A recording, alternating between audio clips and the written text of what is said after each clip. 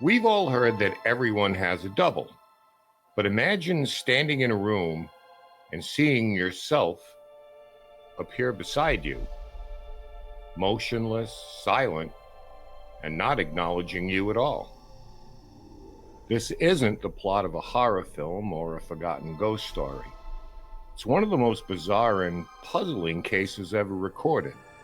It's a case that's confounded historians, parapsychologists, and skeptics alike for nearly 2 centuries. Her name was Emilie Sagee, and according to eyewitnesses, she was in 2 places at once.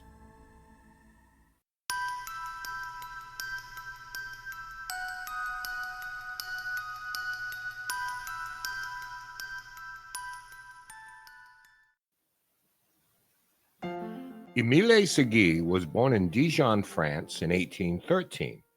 Though little is known about her early life, we do know that by her mid-30s, she had established herself as a school teacher. In 1845, she was employed at the Pazuna Vonivlke, an exclusive all-girls boarding school in what was then the Russian Empire, modern-day Latvia.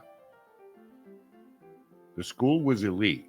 Its students were the daughters of nobles and aristocrats, taught etiquette, languages, and the sciences. The school's environment was strict, structured, and supposedly safe. But when Emilie Sagee arrived to teach French, things quickly became strange. Students started whispering about bizarre sightings. Teachers grew uneasy.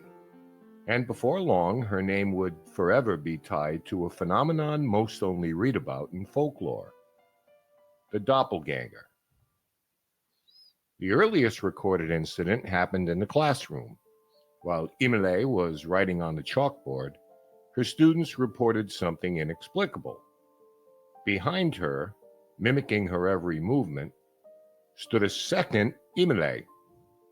It didn't speak, it didn't hold chalk, but it moved just like her, slightly out of sync, like a shadow caught in time.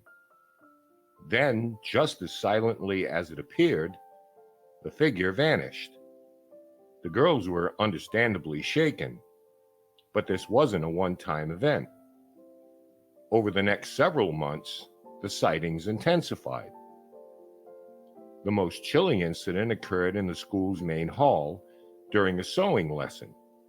Nearly 40 students were present when Emilie Sagee left the room to tend to something outside. Moments later, as the girls continued their work, her identical double appeared in a chair in the front of the room. She didn't speak, she simply sat, eyes vacant. 2 students, brave or perhaps foolish enough, stood up and approached the apparition. One reached out and touched it. Her hand passed through, but she reported feeling resistance, like pushing through thick air. One of the most detailed accounts of Emilie's case comes from a former student, Julie van Gubenstube, the daughter of a local baron. Her testimony was later recorded by paranormal investigator Robert Dale Owen. Julie recalled dozens of sightings, always of the same kind: a silent, motionless double appearing next to or in place of the real Emilie. In one instance, Emilie was seen outside gardening, while at the same moment, her double stood silently in the classroom. The students could look out the window and see the real Emilie in the distance, working with her hands. Yet her double remained inside the school. There was no mistaking it. The same face, the same clothes, the same teacher. What's even stranger, when these episodes occurred, Emilie herself would appear drained, lethargic, or dizzy, as if some force was pulling energy from her. She never saw the double herself, but she was fully aware of its presence and deeply embarrassed by the chaos it caused. As the sightings increased, so did the fear. Students became afraid to be near her. Parents complained.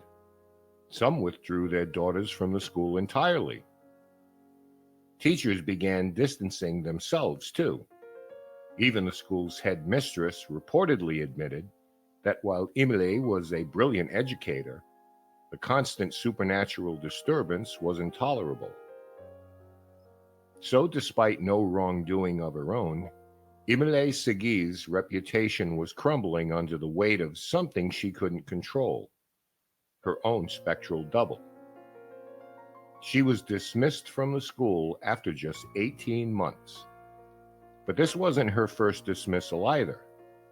According to her own admission, she had held 18 teaching positions prior, all of which ended due to mysterious circumstances. She had never spoken of it publicly, but everywhere she went, it followed. So what was Emilie Sagee's phenomenon? Some believe it was a classic case of bilocation, a strange supernatural ability to appear in two places at once. Stories of saints and mystics doing the same go back centuries. Others suggest it was a powerful psychic projection caused by Emilie's own subconscious, a kind of living ghost conjured by unknown mental forces.